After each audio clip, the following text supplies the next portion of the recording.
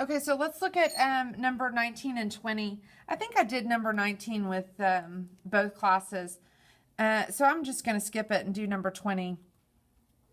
I'll write the answers for number 19. How about that? So 19, it says identify all the zeros. Well, basically, you're just going to set every factor equal to 0 and solve. So you're going to have x cubed equals 0 or x equals 0. 3x plus 1 equals 0 or x equals negative 1/3. And x equals the square root of 5 and x equals the negative square root of 5. Number 20, I'll show the work for it. We're going to have, so here's 20.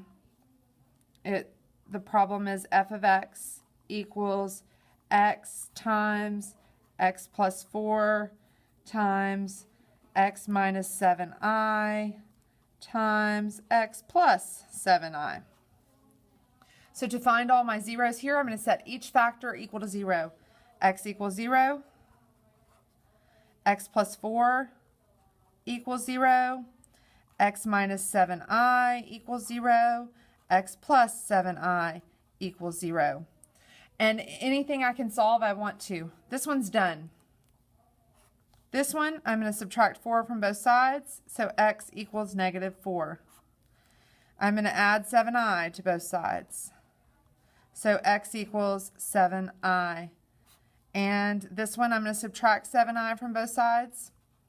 So x equals negative 7i.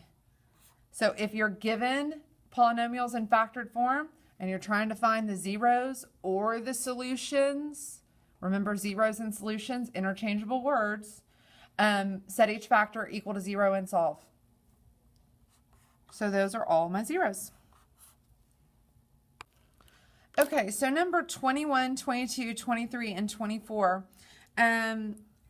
ask you to use your calculator and identify each zero and state your multiplicity. I will tell you, if you ever see identify each zero and state your multiplicity, that should be key for using your calculator, whether those are in the directions or not. So let's go to y equals, clear out whatever's in there, and I'm going to plug in number 21. X to the 4th plus, no, I always forget to do that, plus x cubed minus 9x squared plus 11x minus 4. And you want to look at the graph, especially if you're looking for multiplicity. You should always look at the graph anyway. How many zeros are we looking for? 4. How do we know that? It's the degree of our polynomial.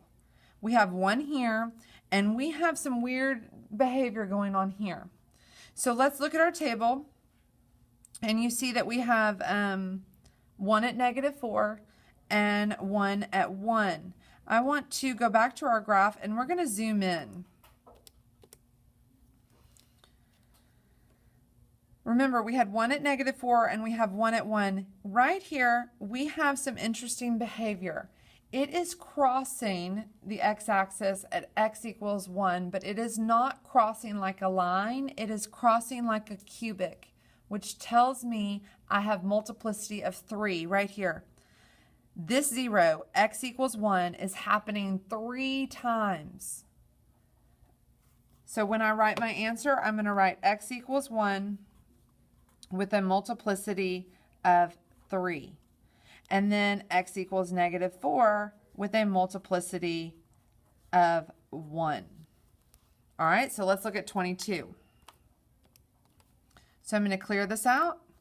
And I have x cubed minus 8x squared. Ooh, just kidding. Let's try that again. X cubed minus 8x squared plus 16x. I'm going to graph. I'm zoomed in. Let's unzoom it real quick. Zoom 6.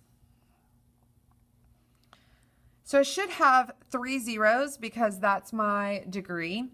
It looks like I'm going through x equals 0, and I am right here 1, 2, 3, 4. It looks like I'm kissing the axis right there. So I'm not doing that, but my graph is. Let's zoom in so that we can make sure that it is actually just barely touching and popping back up, and it is.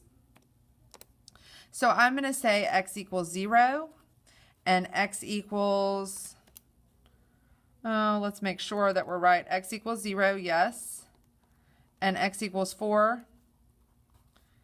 And on 4, we have a multiplicity of 2 because we're kissing the axis. Here we have a multiplicity of 1.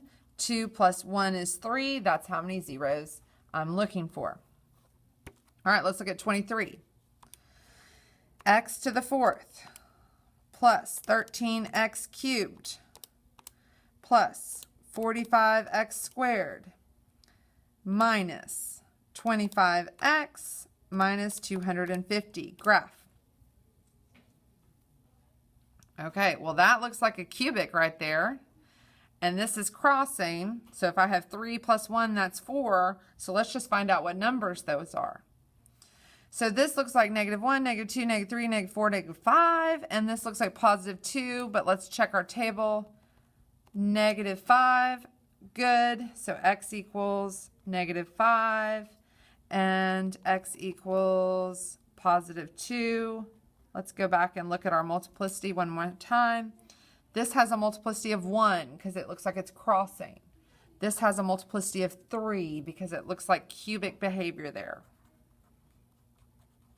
And multiplicity of 1. Last one. Clear this out. Let's come over here. We have x to the 4th plus 6x cubed plus 9x squared. Graph. Ooh, looks like we have 2 places where we're kissing the axis at -4 and 0, but let's double check. Oh, actually -3 and 0. So x equals -3, x equals 0.